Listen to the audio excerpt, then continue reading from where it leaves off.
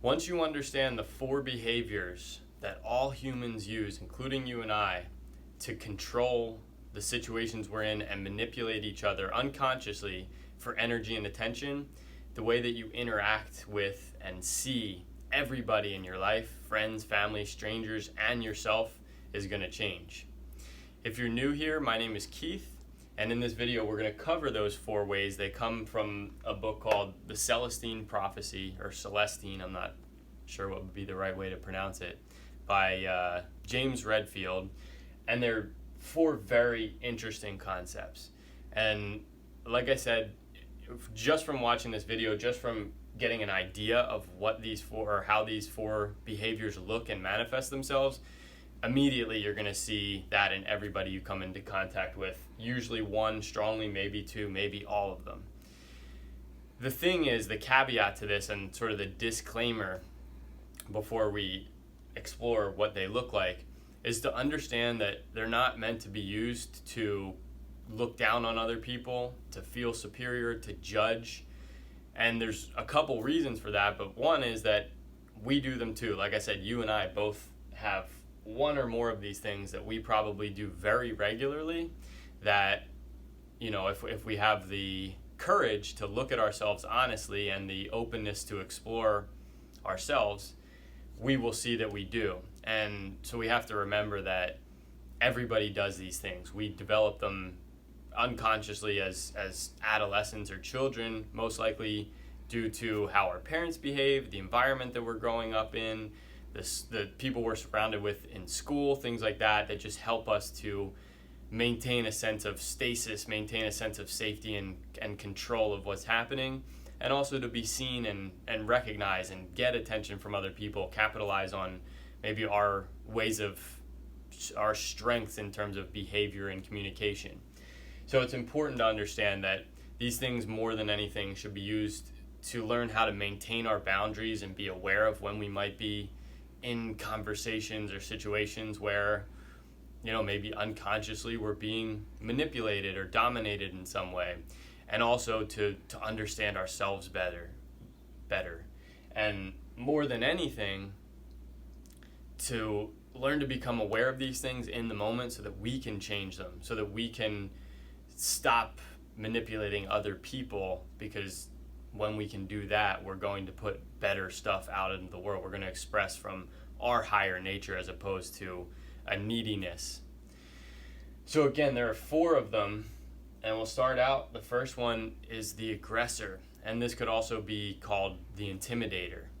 But the aggressor, and remember, these things all essentially, we use them as a way to control, right? We're trying to control situations or people, to save our face, to look good, to, you know, for some of them to be superior in some way, to be recognized. The aggressor would be a lot of times expressed physically. Somebody who bullies, who maybe wants to get in fights to show their worth and superiority in that way. They might pick on other people or talk down to people that are smaller or shorter or weaker. But it could also be things that are less, the more passive aggressive, less physical, like threats. You know, if you don't do this for me, then I'm going to leave. If you don't do this for me, then I'm not going to be your friend anymore, things like that. But a lot of times I think we see the aggressor as angry and rage and getting upset with people, yelling, just essentially taking everything up a notch, whether physically, verbally expressing ourselves. We're taking a higher position and essentially capitalizing on a sense of dominance. The second one is the interrogator. And this one, to me, this one's the most interesting because you see it a lot and it's subtle. It's definitely more subtle. But the interrogator is somebody who is always looking to correct people, or they seem to have a mindset that they can only recognize the things that are wrong or could have been done better. A lot of times they'll ask questions and then get you talking and start pointing out where you could have done something better, where you said something incorrectly, you pronounced that wrong, you spelled this wrong. So very little praise, very little recognition of, hey, that was really good, or hey, I really like this. It's always, the weather's not good, which can fall into some of these other ones too, but you could have done that better. Just finding a sense of correcting and seeming to always notice what is wrong, essentially. So interrogating, just like somebody would interrogate to try to get things out of people, they're looking to as a way to correct. And this essentially gives a sense of dominance. It gives a sense of superiority because I can point out what you're doing wrong or what they're doing wrong or what they could be doing better. And a lot of times the reason that this manifests is because holding up the mirror to actually seeing for that person their flaws, their areas that they could improve, how much in their lives is out of order and chaos, it distracts them from that. It allows them to project that feeling that's really toward themselves onto other people so that they don't have to look at themselves. And again, we do these things naturally. It's not to put anybody down. It's just like how things are. But it's the truth, and you'll see it in a lot of people.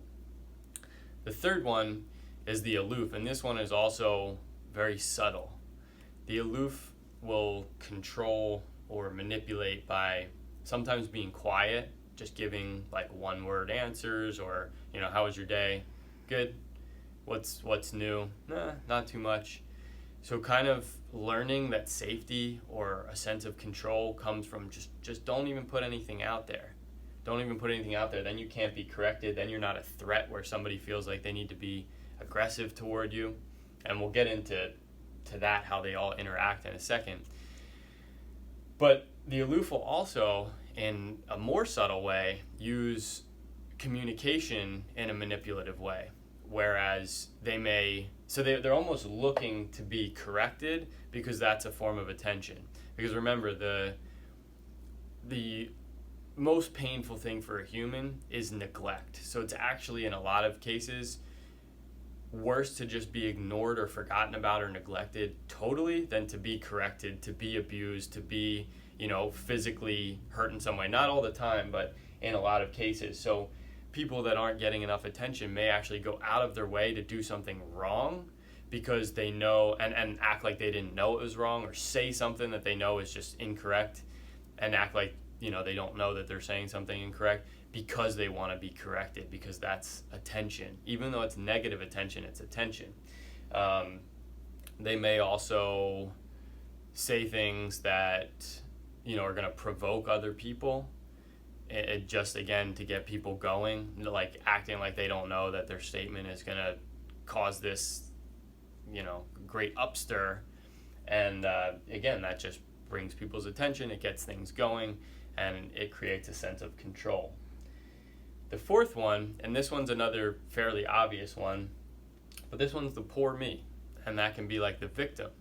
And this, again, some of these things will transcend the specifics, but like poor me could be always pointing out what could be better. The weather's not good, blah, blah, blah. It's kind of like being a victim. My life would be better if something were different. But more specifically to the victim, it might be, you ask them, how was your day? Well, this happened bad, and that's not good. Or even like, just being negative about things, being a victim. I mean, we all kind of, I guess it doesn't require that much explanation. We all kind of get it. Just seeking attention and almost gaining a sense of control by making ourselves weak in a sense. Self-victimization. And again, not to put anybody down, it's not that people are doing it consciously. It's an unconscious way of protecting ourselves and getting attention and energy.